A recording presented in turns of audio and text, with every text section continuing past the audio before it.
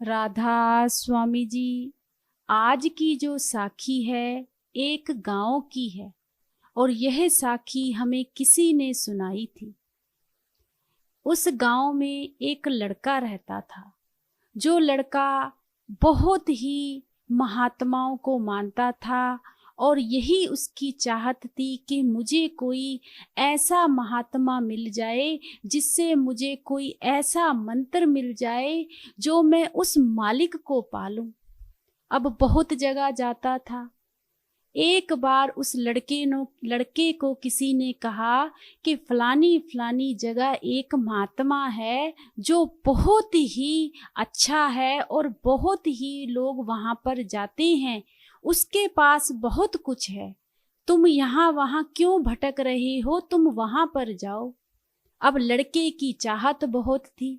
जब लड़का उस महात्मा के पास गया तो वहां पर जाकर उस लड़के को बहुत अच्छा लगा। जो भी वहां पर वह वचन फरमाते थे वह लड़का सुनता था। कुछ दिन कुछ महीने वह लड़का उनके वचन सुनने के लिए वहां जाता रहा। एक दिन उस लड़के के मन में यह बात आई कि मैं महात्मा से बात करना चाहता हूँ, उनसे कुछ पूछना चाहता हूँ। तो वह लड़का महात्मा से कहने लगा कि महात्मा जी, जो दीक्षा आप लोगों को दे रहे हो वह दीक्षा मुझे भी चाहिए। महात्मा यह बात सुनकर बड़ा हैरान हो गया। वह कहने लगे कि बेटा, तुम्हारी तो उम्र बहुत छोटी है, इस उम्र में दीक्षा लेकर क्या तुम भजन बंदगी कर लोगे? तो वह लड़का कहने लगा कि महात्मा जी, इन श्वासों का तो एक पल का भी भरोसा नहीं है, एक सेकंड का भी भरोसा नहीं है।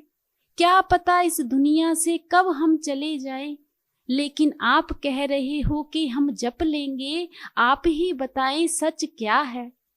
जब यह बात महात्मा ने सुनी तो महात्मा मुस्कुरा दिए और कहने लगे, बेटा, मैं सब कुछ जानता हूँ, बस तुम्हारे मुंह से यह लफ्ज सुनना चाहता था।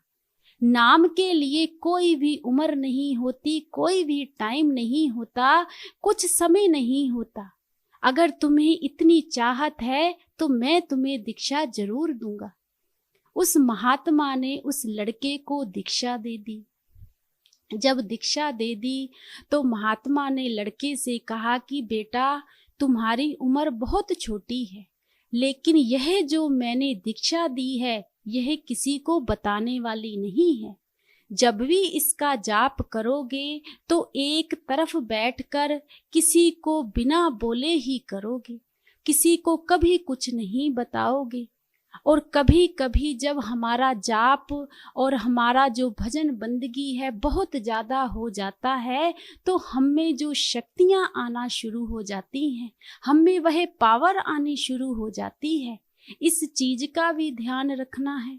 जब वह शक्तियां तुम्हारे में आएंगी तो तुम्हारे मुंह से निकली हुई बातें भी सच हो जाएंगी। तो वह लड़का कहने लगा, महात्मा जी, ऐसा भी होता है? तो महात्मा कहने लगे कि इस दीक्षा जो मैंने तुम्हें दी है इसका नाम जप कर देखना। लड़के को बहुत चाहत थी तो लड़के ने वह जो नाम था उसको जपना शुरू कर दिया। अब वह जो महात्मा थे उसके पास वह लड़का वहाँ पर 2-3 दिन रहा और उसने अपना टाइम टू टाइम जो भजन सिमरन दिया था वह करने लगा। अब वह जो लड़का था कहने लगा कि महात्मा जी, मुझे 2 से 3 दिन हो गए हैं, मैं घर जाना चाहता हूँ। तो महात्मा कहने लगे कि कोई बात नहीं बेटा, तुम जाओ और अपने घर परिवार में भी जाकर ऐसे ही बंदगी करना, लेकिन किसी को कुछ बताना नहीं। अब वह लड़का घर चला गया। जब घर गया तो परिवार वाले कहने लगे कि तुम तो महात्मा के पास गए हुए थे, इतना टाइम क्यों लगा दिया? तो वह लड़का कहने लगा कि माँ, मैं दीक्षा लेकर आया हूँ। माँ कहने लगी, इतनी छोटी उम्र में दीक्षा कौन लेता है, तुमसे इतना काम हो जाएगा? तो वह लड़का कहने लगा कि हाँ, मैं कर लिया करूँगा। अब लड़के का बड़ा मन था। लड़का बहुत ही मन से सुबह उठकर अपना जो नाम था वह जपने लगा। कुछ ही दिन बीते, परिवार वाले देखकर बड़े हैरान हो गए कि छोटी सी उम्र में हमारा बेटा इतनी भजन बंदगी करता है। दीक्षा तो हमने भी ली हुई है, लेकिन हमसे तो नाम जपा ही नहीं जाता। अब वह जो परिवार वाले थे अपने बेटे से कहने लगे कि तुम इतना भजन बंदगी कैसे कर लेते हो, तो वह लड़का कोई जवाब ही नहीं देता। अब धीरे धीरे जो परिवार वाले थे वह आस पड़ोस में सबको खुशी खुशी से बताना शुरू कर दिया कि हमारा बेटे ने जो दीक्षा ली थी बहुत भजन बंदगी करता है, हमारे बेटे में बहुत ताकतें आ गई हैं। अब लोग कहने लगे, अच्छा। जब लोगों ने यह चीज देखी तो लोग उनके घर आना शुरू हो गए और लड़के से पूछने लगे कि तुमने किससे दीक्षा ली है। तो वह लड़का कहने लगा कि वह जो महात्मा है मैंने उनसे दीक्षा ली है। अब जो गांव वाले थे इस चीज का उन्हें भी बहुत पता था कि वह महात्मा बहुत ही पावरफुल हैं। तो वह कहने लगे कि वह तो बहुत ही शक्ति वाले महात्मा हैं, बहुत अच्छा काम किया है तुमने। अब धीरे धीरे उस लड़के का जो भजन बंदगी थी बहुत अच्छी हो गई।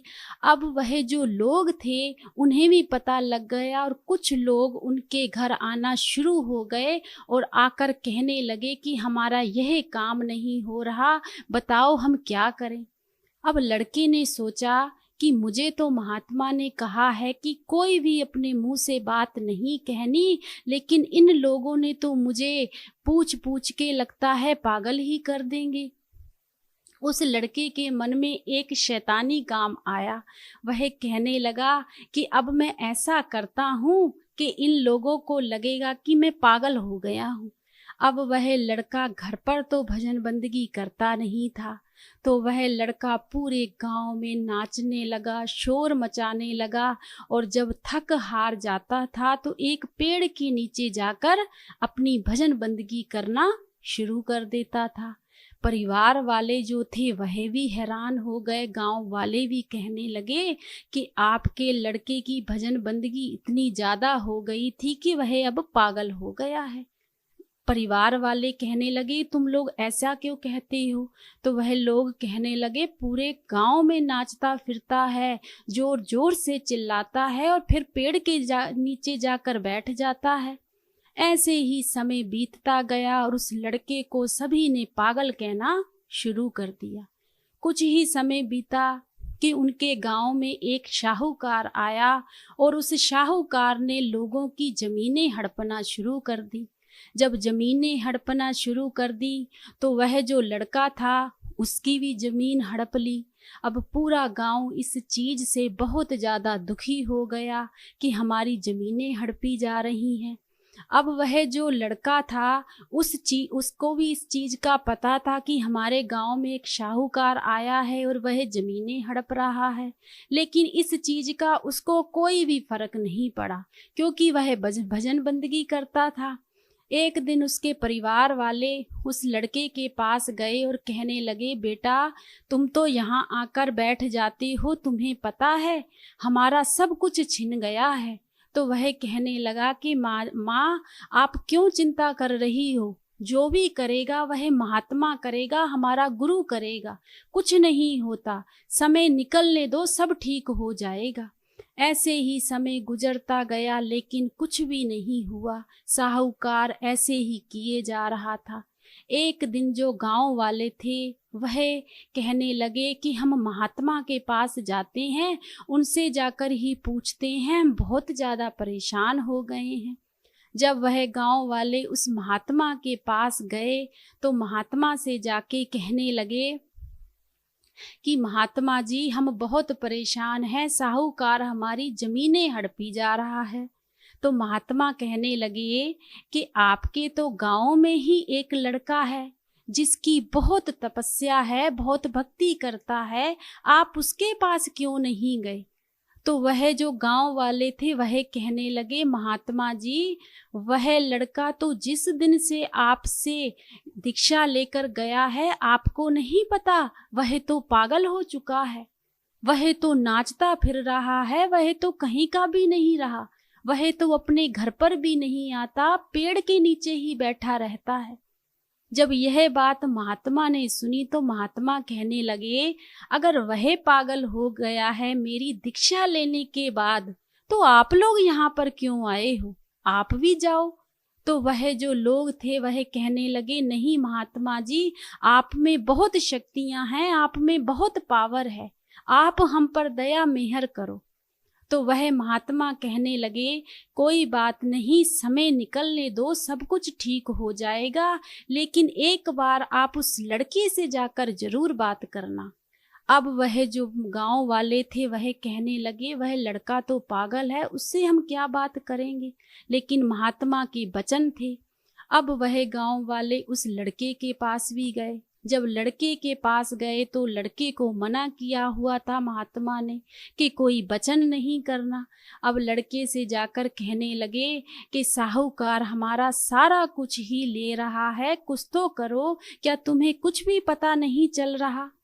तो वह लड़का कहने लगा कि मैं तो कुछ भी नहीं कर सकता, मेरा तो महात्मा ही सारा कुछ करेगा, मेरा तो गुरु ही सारा कुछ करेगा। गांव वालों को थोड़ा क्रोध आ गया। गांव वाले कहने लगे कि महात्मा तुम्हारे पास भेज देती हैं, तुम महात्मा के पास भेज देते हो, कर क्या रहे हो? तो वह लड़का कहने लगा, मुझे इससे कोई मतलब नहीं है, मैं तो अपने महात्मा के पास ही जाऊंगा। अब वह जो गांव वाले थे बहुत ज्यादा दुखी हो गए। अब वह जो लड़का था वह महात्मा के पास गया और साथ में गांव वाले भी गए। और जाकर लड़का कहने लगा कि महात्मा जी, ऐसे ऐसे आपको सारा कुछ ही पता है। तो महात्मा कहने लगे कि कोई बात नहीं, कुछ समय गुजर रहा है, वह जो साहूकार है ना, वह बेटा तुम्हारे पास आएगा, वह सारा कुछ तुम्हारे पास कहने के लिए आएगा। देखना कुछ समय ही जा रहा है, सब कुछ ठीक हो जाएगा, लेकिन उसका जो जवाब देना है वह तुम्हें मैं बता देता हूँ। अब वह लड़का कहने लगा कि मैं क्या कर सकता हूँ? तो वह महात्मा कहने लगे कि यह मैं तुम्हें एकांत में बताऊंगा। और गांव वालों से कहने लगे कि आप लोग जाओ, सब कुछ ठीक हो जाएगा।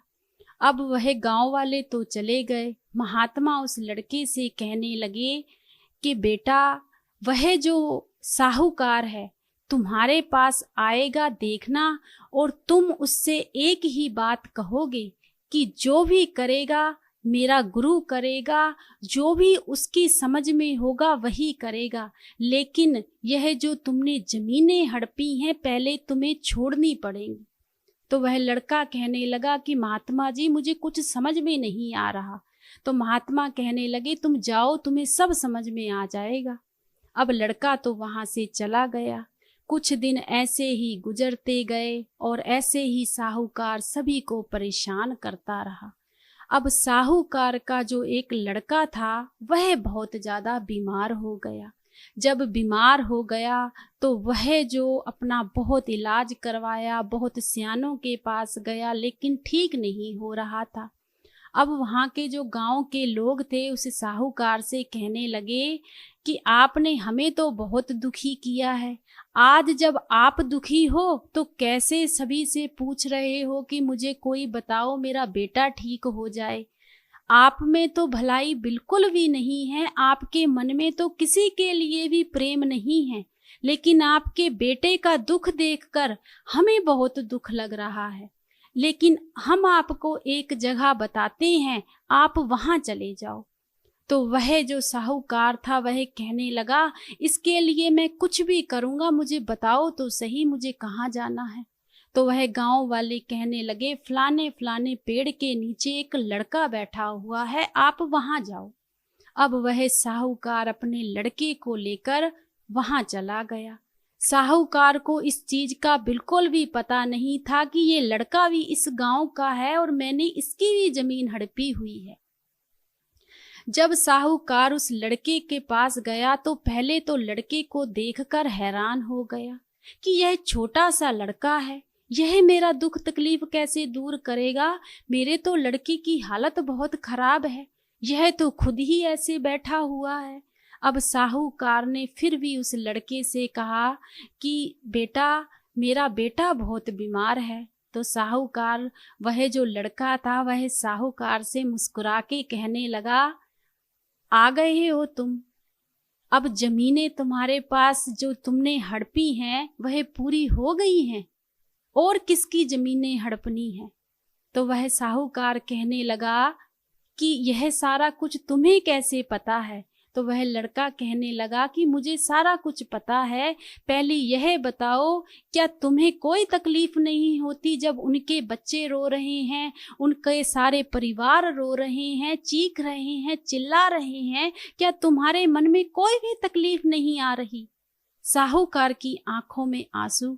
तो साहूकार कहने लगा कि बेटा, बस मेरा बेटा ठीक हो जाए, मैं सब कुछ छोड़ दूंगा।